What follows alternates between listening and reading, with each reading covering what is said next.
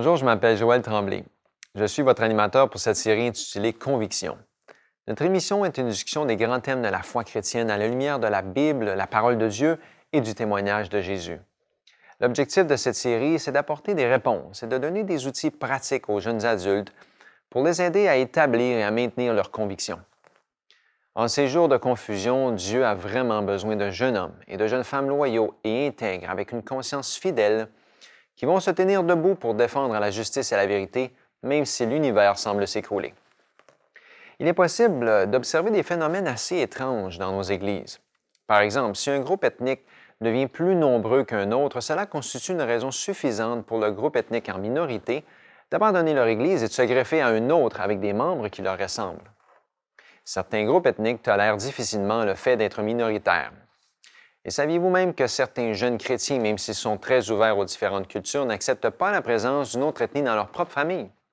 Ils les tolèrent pourtant au travail, à l'école, au gym et même à côté d'eux dans l'autobus ou le métro. Mais ils n'acceptent pas ces groupes ethniques dans leur famille, et ce, même si ceux-ci partagent la même foi, les mêmes convictions religieuses qu'eux. Les familles parfois même se divisent parce que l'un, le fils ou la fille de la maison, a choisi une autre personne qui n'est pas comme eux. Ce phénomène ne date pas pourtant d'hier. Nous pouvons lire dans Nombre 12 que certains avaient critiqué, Myriam avait critiqué et Aaron, leur frère Moïse, parce qu'ils avaient pris marier une femme éthiopienne, c'est-à-dire une femme qui n'était pas juive. Comment réagir face à ce phénomène? Que dit la Bible à ce sujet? C'est ce que nous allons discuter aujourd'hui. Bienvenue à Conviction. J'ai avec moi deux jeunes, alors je suis content de vous avoir. Bienvenue parmi nous. Alors, pour le bénéfice de nos téléspectateurs, je vais vous laisser vous présenter, donner vos noms et d'où vous venez. Bonjour, moi je suis Patrick et je viens de Sherbrooke. OK? Bonjour, moi je suis Gwendoline et je viens de l'île de la Réunion, une petite île française près de l'Afrique du Sud. Ah, c'est fantastique. C'est toi qui viens de plus loin, ça c'est certain pour le moment. Alors, la discussion d'aujourd'hui, bien sûr, on parle du racisme, des cultures. Et je pense que même si on vient d'endroits différents, ça se ressemble un peu partout peut-être sur la planète. Puis, je pense qu'on est clair en tant que chrétien, le racisme déplaît à Dieu. Mais comment prouver ça? Quel argument ou qu'est-ce qu'on peut dire qui nous montre clairement que Dieu n'aime pas le racisme? Mais probablement, on peut voir dans le Nouveau Testament, par exemple, qu'il y a un verset qui dit que Dieu ne fait pas exception de personne. OK? Donc, on doit accepter tout le monde. Mais encore là, c'est pas une chose du Nouveau Testament seulement. Des fois, on pense C'est intéressant, hein? que Dieu a suivi une thérapie, quelque chose, qu'il était colérique dans l'Ancien Testament, puis devenu un Dieu d'amour dans le Nouveau Ouais, Testament. ouais, ouais, ouais. Mais on voit dans le livre d'Ésaïe, par exemple, qui disait tout peuple qui vont s'attacher à l'Éternel pour le servir, toutes ces personnes qui veulent faire la volonté de Dieu, ils pourront s'attacher au peuple d'Israël. C'est-à-dire que Dieu considère toutes les cultures. Ça dit même aussi dans Isaïe que sa maison de prière sera une maison de prière pour tous les Tous les peuples, peuples, c'est pour tout vrai. le monde. Intéressant. Alors même l'Ancien Testament, où souvent on a l'impression que ce n'est pas le cas, Dieu invitait tous les peuples à faire partie d'une même famille, la famille de Dieu. Mhm. Oui, aussi c'est ça, pour Dieu on est tous égaux, on a tous péché, donc on a tous besoin de la grâce de Dieu. Donc Amen. oui, Dieu Uh-huh. ne fait exception de personne, il est important de vraiment être ouvert à tout le monde. Ah, ouais, ouais. Alors, je pense que en fait, c'est une perspective peut-être qui change quand on est chrétien, mais même si ça ne serait pas le cas, euh, le racisme, je pense, n'a pas vraiment sa place. Tu sais. On sait que ça ne crée pas des amis, ça cause plus de difficultés que d'autres choses. Tu sais. Mais là, on se dit, même si ça déplaît à Dieu, comment ça se fait qu'il y a encore du racisme dans nos églises? Il y a encore des préjugés raciaux ou de culture et choses comme ça dans nos églises. Comment ça peut être encore là? Je pense souvent que ça peut être un résultat dans le fond, d'ignorance. OK. Les gens, tout simplement, ils connaissent pas les autres cultures. Ils ont juste des préjugés, mais ils n'ont jamais pris la peine nécessairement d'aller voir OK. les autres cultures, de parler avec eux, de savoir. Parce que souvent, ils disent, ah, admettons, les Africains sont tous pareils. Mais ils n'ont Mhm. jamais pris la peine de connaître un Africain pour savoir comment cette personne est Ah ouais. vraiment, réellement. Ah ouais. Donc, c'est un problème souvent. Souvent l'ignorance, hein, ouais. On ne connaît pas nécessairement une autre culture. On les étiquette tous, ou on fait le stéréotype, là, comme on dit. Oui, c'est ça, c'est beaucoup par rapport à la peur. Les gens ont tendance à pas aller vers les autres, donc c'est vrai à pas découvrir les autres, ce qui fait que bon, ça fait des séparations entre les personnes. Ah, ah, ah. Mhm. Et souvent, c'est parce qu'on pense que notre identité est menacée. OK. Tu sais, souvent, on a peur des autres cultures parce qu'ils disent qu'ils vont nous envahir. On va perdre notre culture, on va perdre notre langue, notre héritage, toutes ces choses-là. On entend souvent ça, hein? Oui, Mais c'est pas vrai, ça? C'est Non, pas un bon argument? non.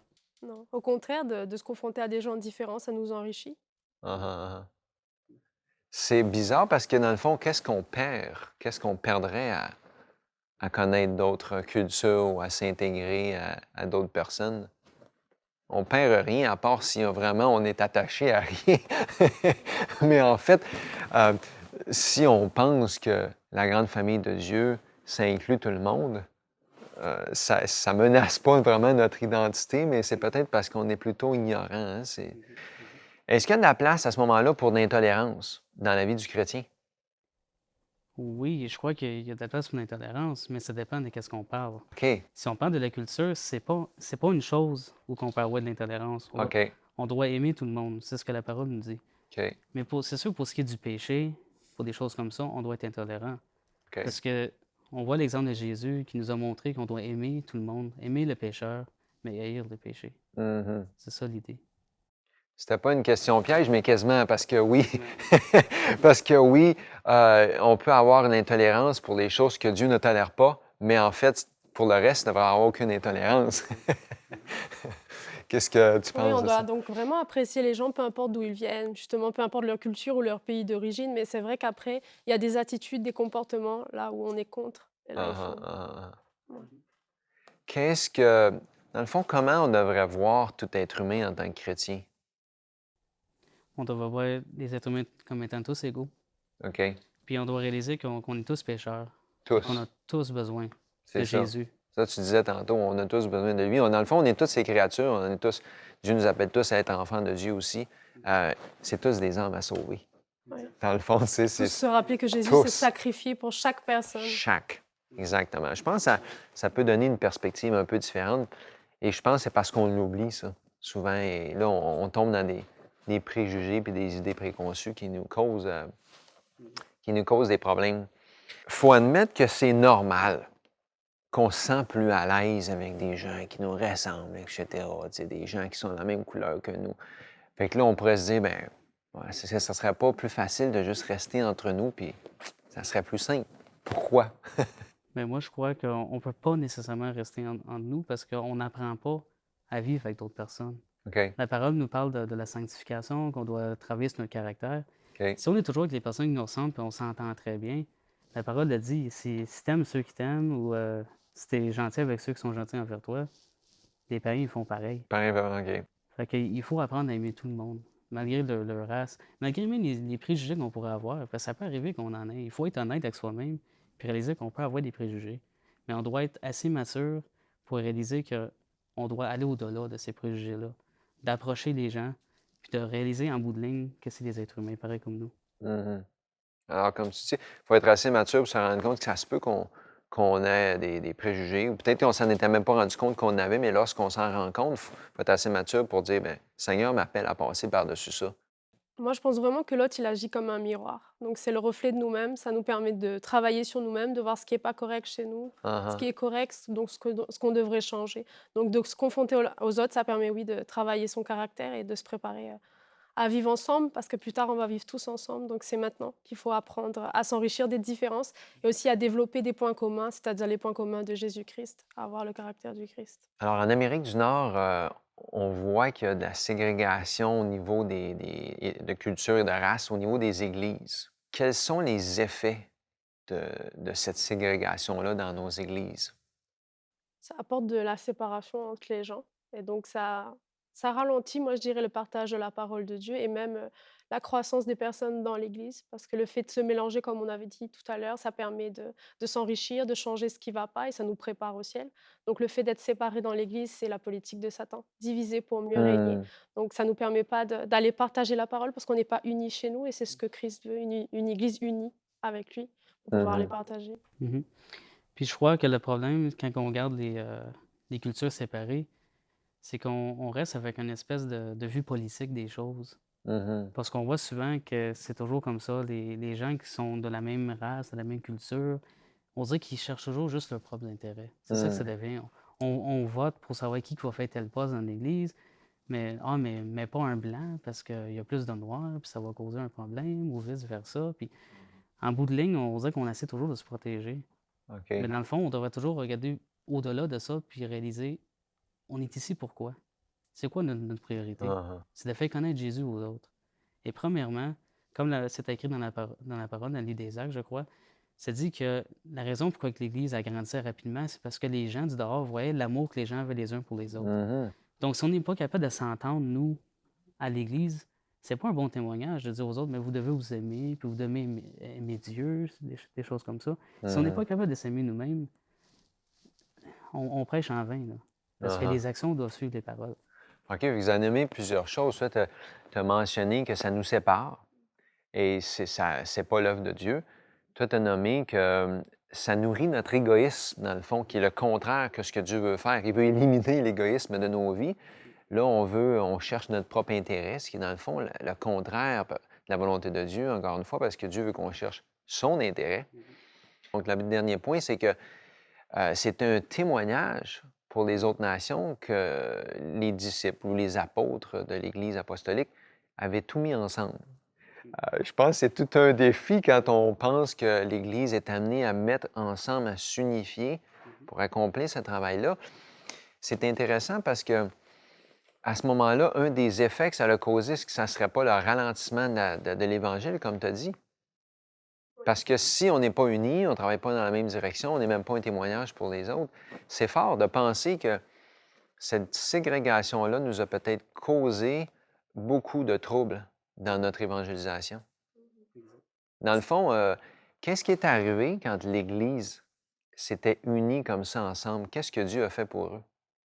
Ils ont reçu Le le Saint-Esprit. Saint-Esprit. Mhm. Ils ont reçu cette puissance-là qui leur a permis de faire un travail d'évangélisation extraordinaire en une génération.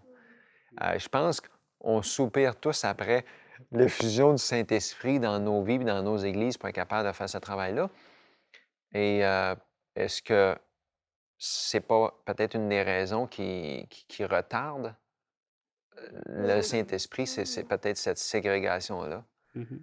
Fait que, je pense qu'on a beaucoup à apprendre là-dedans. Quel rôle devrait jouer la culture dans la vie du chrétien? On va dire que dans le monde, la culture, elle est importante pour l'être humain parce que c'est ce qui lui permet de s'identifier.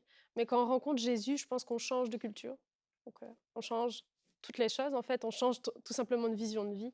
Donc, on a une nouvelle vision, on a une nouvelle manière d'agir. Donc, on va mettre la culture pas de côté, mais bien après. Donc, parce qu'il y a quand même des choses dans notre culture par rapport au pays où on vit. Il y a des belles valeurs, il y a des choses à partager qui peuvent rapprocher les gens.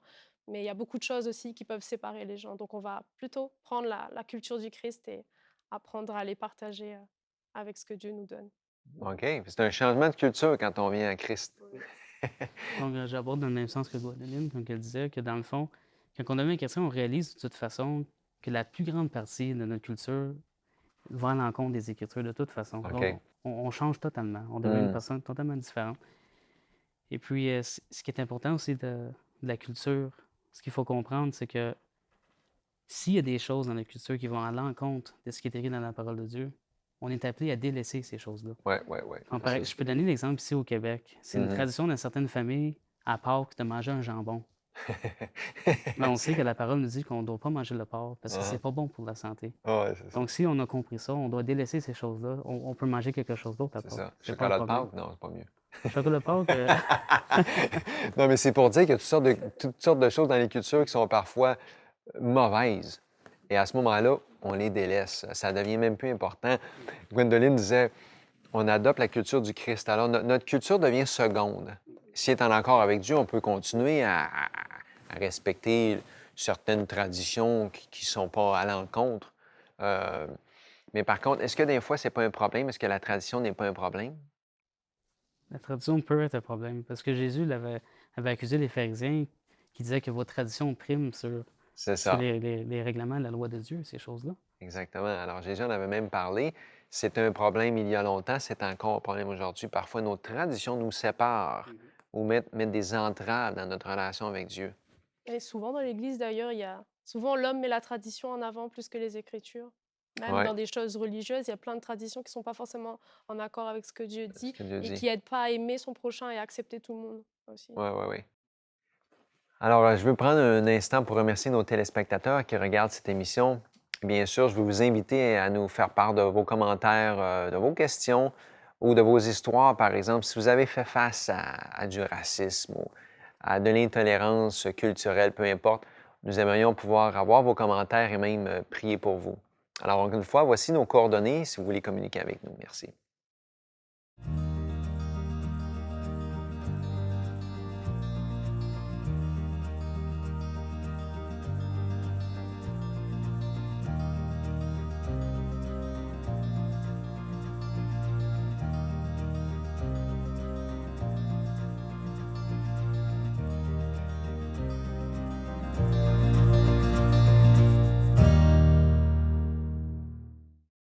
Mieux vivre offre aux jeunes une formation pour apprendre à produire des émissions et utiliser les médias pour la gloire de Dieu.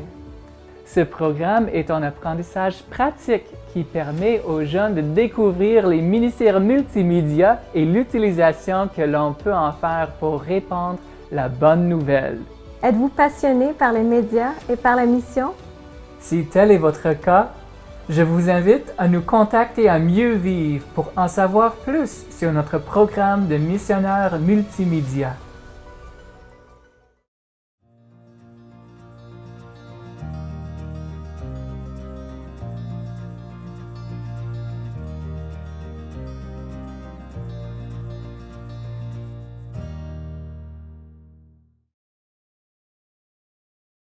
Alors, si on se rend compte qu'on a du racisme, une personne se rend à l'évidence, comment faire pour surmonter le problème du racisme dans nos vies?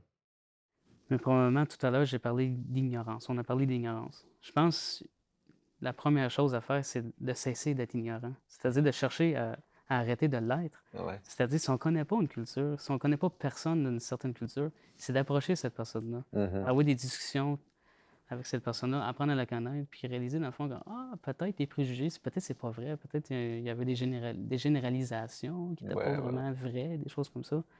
Fait que je pense que c'est la première étape, parce qu'on sait que la communication, ça peut régler beaucoup de choses. ouais, ouais, ouais. Quand on s'intéresse à quelqu'un, souvent, on se rend compte qu'on la connaissait pas vraiment.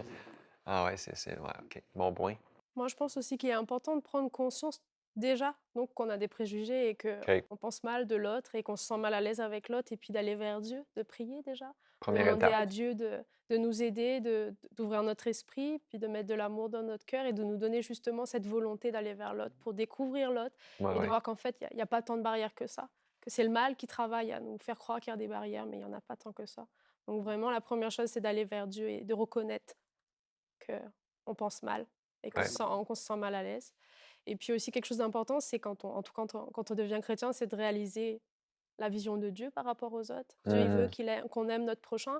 Il nous dit même que c'est trop facile justement d'aimer ceux qui nous aiment, mais qu'il faut aimer son ennemi. Alors encore plus son frère ou sa sœur dans l'Église, même s'il a une origine différente ou une couleur différente. Ah ouais. C'est vraiment important de voir que Dieu aime tout le monde et il veut qu'on aime tout le monde. Donc, si on aime Dieu, on a envie de faire ce que Dieu veut. Et si nous, on se sent aimé, il faut forcément aimer les autres. Donc, l'amour vient de Dieu. Alors, comme tu dis, il faut se rendre à l'évidence que sans moi, vous ne pouvez rien faire quand Dieu nous dit ça. Sans lui, c'est difficile d'aimer nos ennemis, mais il nous appelle à ça, là, tu sais, OK, quelle autre solution qu'on peut apporter pour aider ça, pour surmonter le racisme?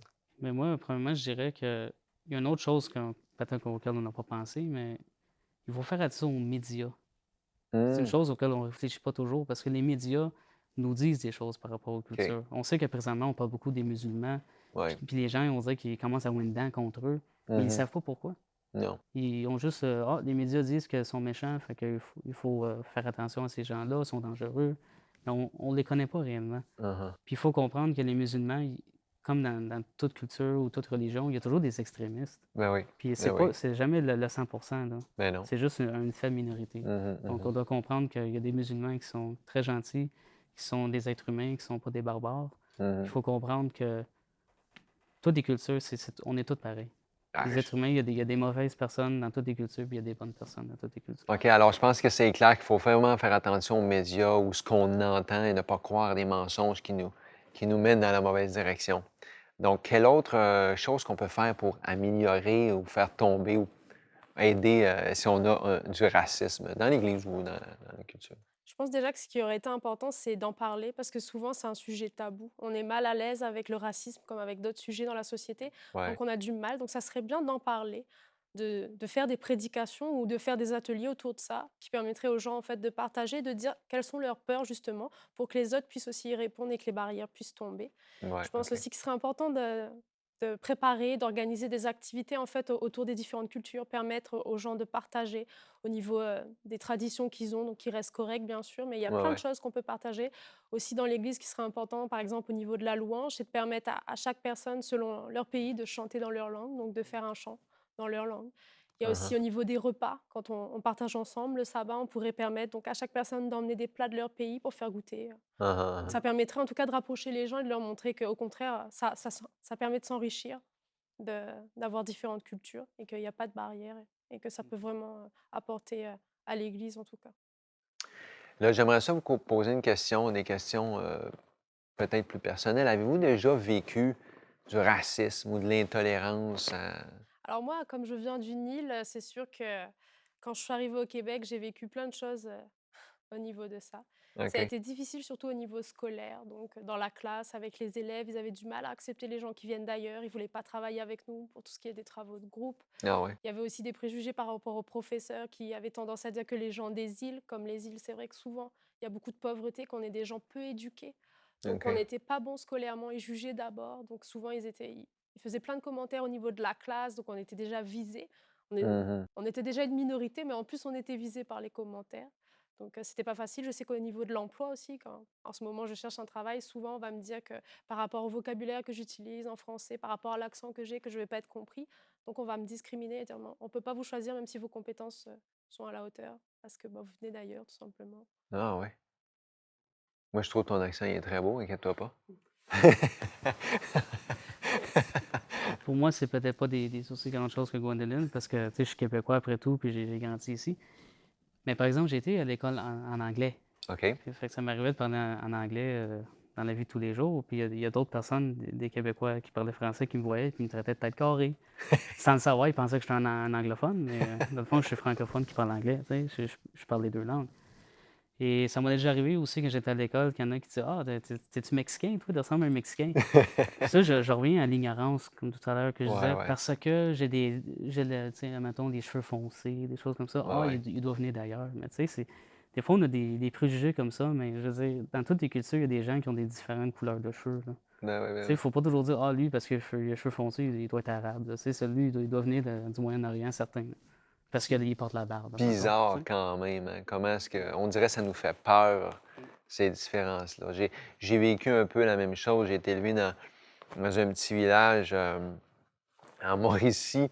Et écoute, je le prends pas personnel. Je pense que les jeunes, parce que j'étais tout jeune, ne se rendaient pas vraiment compte de ce qu'ils faisaient, mais lorsque j'ai grandi dans un milieu très catholique, ça a été clair très rapidement qu'il y avait seulement 3 élèves dans une école de 300 qui n'étaient pas catholiques. Et écoute, j'ai rien contre les catholiques. On les aime, puis il y a beaucoup de gens catholiques dans notre famille, bien sûr. Mais parce qu'il y avait 3 personnes qui n'étaient pas catholiques, mon frère, moi et un autre étudiant, on était extrêmement persécutés, on était détestés. On prenait plaisir à nous frapper dessus, à nous cracher dessus ou à aller dire au professeur qu'à chaque fois qu'il y avait un problème ou il y avait quelque chose qui avait été volé, c'était nous qui l'avions fait. Et j'ai pris ça dur quand j'étais plus jeune. Je trouvais ça difficile. Je me demandais pourquoi les autres enfants étaient si méchants envers moi. Puis je pense qu'eux-mêmes ne le savaient pas. Tu sais, alors on vit ça et je pense que ça, c'est peut-être rien à ce que d'autres personnes vivent. Je suis certain qu'il y a plusieurs de nos téléspectateurs qui nous regardent puis ils se disent, moi, j'ai été non seulement persécuté, mais des gens de ma famille ont été tués à cause de racisme ou d'intolérance. Et on partage ça, je pense, parce qu'on veut s'encourager les uns les autres. C'est triste à dire, mais ça arrive encore aujourd'hui. C'est incroyable quand on pense que tu as vécu une intolérance au niveau culturel, au niveau de la langue, encore aujourd'hui. C'est triste, mais ça arrive encore. Quelle promesse aimeriez-vous partager peut-être pour certaines personnes qui vivent des difficultés semblables? Mais moi, des mots d'encouragement que je donnerais aux gens, premièrement, c'est que il ne faut pas oublier qu'on ne doit pas s'abaisser au même niveau que les autres, comme mettons, qui nous maltraitent à cause qu'on serait d'une autre culture ou qu'on OK. parle d'une autre langue ou quelque chose comme ça. Il faut comprendre que ces personnes-là doivent aimer les autres quand même. Mhm. De dire que c'est l'amour qui est plus fort.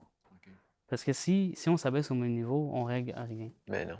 Donc, c'est encourager les gens à persévérer, de continuer. Eux, s'ils sont convaincus que le racisme est mal, qu'ils puissent continuer à marcher selon leurs convictions, malgré le Mhm. fait qu'ils se font persécuter ou maltraiter à cause de ça. Moi, le verset qui me vient, c'est si Dieu est pour vous, qui sera contre vous. Donc, Ouais. rappeler aux gens que quand on rencontre le Seigneur et qu'on accepte Dieu, même si c'est difficile, parce qu'on va vivre du racisme et toutes sortes Ouais. justement de rejet, parce qu'on va être différent du monde, ben, que Dieu il est pour nous. Donc, tant qu'on est aimé de Dieu, on peut continuer à avancer. Quand on se sent mal, on peut venir justement au pied de Dieu, on peut demander le courage, la force, et nous demander aussi de l'amour justement pour ces personnes, pour partager avec eux, pour qu'ils voient que ben, qu'il y a pas de raison de se comporter comme ça, continuer à aimer l'autre et puis aussi se rappeler quelque chose d'important, c'est que même si on vit des épreuves par rapport au racisme ou à autre chose, Dieu a pour nous des projets de paix et non de malheur. Donc on va peut-être vivre des périodes Amen. difficiles, mais on va aussi vivre des périodes où Dieu va nous bénir, où des miracles vont se passer dans nos vies et où on va toucher des vies et où notre propre vie elle va être Mhm. transformée. On a une espérance éternelle, bien sûr, hein, parce que c'est peut-être vrai qu'il n'y aura pas d'injustice dans certains endroits. On aimerait que ça soit le cas, que chaque pays, que chaque culture, que chaque endroit puisse avoir une équité ou une justice. Mais si ce n'est pas le cas, Dieu nous encourage et nous laisse savoir qu'il va y avoir une justice un jour qui va être faite, bien sûr, et qu'on a une espérance éternelle qu'il n'y aura plus jamais d'injustice, de racisme ou d'intolérance. Je vous remercie encore une fois d'avoir partagé avec nous, d'avoir encouragé certains qui sont peut-être, qui vivent peut-être encore du racisme et de nous avoir montré que Dieu nous donne une perspective totalement différente qui nous aide à comprendre qu'on ne peut pas avoir du racisme dans nos vies, mais plutôt qu'on doit aimer tous ceux qui nous entourent. Merci encore une fois.